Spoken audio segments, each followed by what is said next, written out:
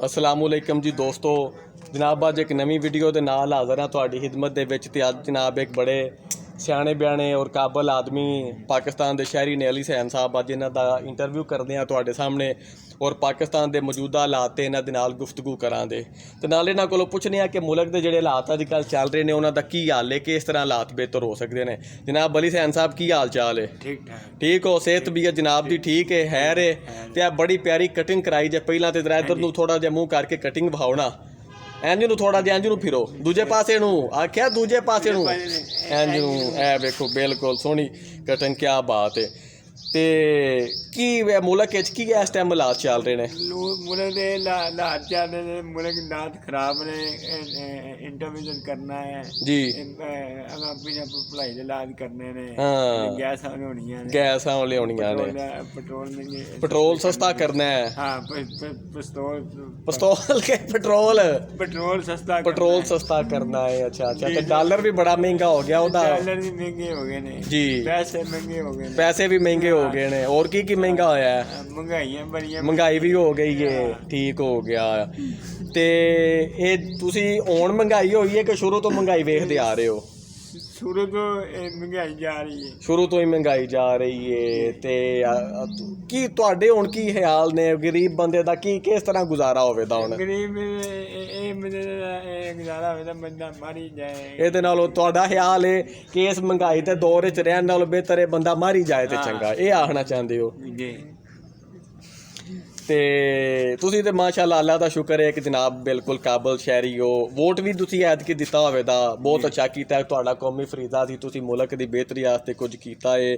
ਤੇ ਪੈਟਰੋਲ ਕਿਸ ਤਰ੍ਹਾਂ ਸਸਤਾ ਹੋ ਸਕਦਾ ਹੈ? ਕੋਈ ਪੈਟਰੋਲ ਸਸਤਾ ਹੋ ਸਕਦਾ ਹੈ, ਸਸਤਾ ਹੋ ਜਾਂਦਾ। ਮਹਿੰਗੀ ਹਰ ਸ਼ੈ ਸਸਤੀ ਨਹੀਂ, ਮਹਿੰਗੀ ਹੈ ਜੀ। ਘਿਓ ਮਹਿੰਗਾ ਹੈ, ਘਿਓ ਵੀ ਮਹਿੰਗਾ ਹੈ, ਖੰਡ ਵੀ ਮਹਿੰਗੀ ਹੈ। ਮੈਨੂੰ ਚਾਹ ਕੇ ਸਾਬਣ ਵੀ ਮਹਿੰਗਾ ਹੈ, ਜਿਹਦੇ ਨਾਲ ਤੁਸੀਂ ਨਹਾਣਾ ਹੁੰਦਾ ਹੈ।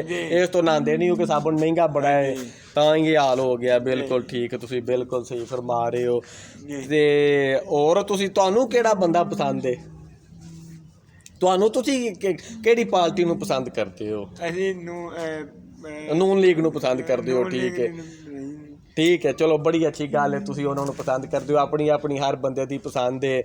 ਤੇ ਗਰਮੀ ਵੀ ਬੜੀ ਅੱਜ ਕੱਲ੍ਹ ਆ ਗਈ ਹੈ, ਮੇਰਾ ਖਿਆਲ ਹੈ ਮਹਿੰਗਾਈਆਂ ਤੇ ਹੋ ਰਹੀਆਂ ਨੇ ਤਾਂ ਹੀ। ਤੇ ਆਪਣਾ ਤੁਹਾਡਾ ਨਵਾਜ਼ ਸ਼ਰੀਫ ਸਾਹਿਬ ਅੱਜ ਕੱਲ੍ਹ ਵਜ਼ੀਰ ਆਜ਼ਮ ਬਣੇ ਨੇ, ਉਹਨਾਂ ਦੇ ਬਾਰੇ 'ਚ ਕੀ ਖਿਆਲ ਹੈ? ਅੱਛੇ ਬੰਦੇ ਨੇ ਮੁਲਕ ਵਾਸਤੇ ਕੁਝ ਕਰਨ ਦੇ? ਸ਼ਹਿਬਾਜ਼ ਸ਼ਰੀਫ ਸਾਹਿਬ ਜੀ ਜੀ ਆਉਂਦੇ ਨੇ ਜੀ। ਸ਼ਹਿਬਾਜ਼ ਸ਼ਰੀਫ ਸਾਹਿਬ ਜਿਹੜੇ ਨੇ ਉਹ ਅੱਛੇ ਬੰਦੇ ਨੇ, ਉਹ ਮੁਲਕ ਦੇ ਬਾਰੇ ਕੁਝ ਅੱਛਾ ਕਰਨ ਦੇ। ਤੇ ਅਗਰ ਤੁਹਾਨੂੰ ਵਜ਼ੀਰ ਆਜ਼ਮ ਬਣਾ ਦਿੱਤਾ ਜਾਏ ਮੁਲਕ ਦਾ, ਤੇ ਤੁਸੀਂ ਫਿਰ ਕੀ ਕਰੋਗੇ? ਕੀ ਇਸ ਤਰ੍ਹਾਂ ਬਿਹਤਰੀ ਲੈ ਕੇ ਆਓਗੇ?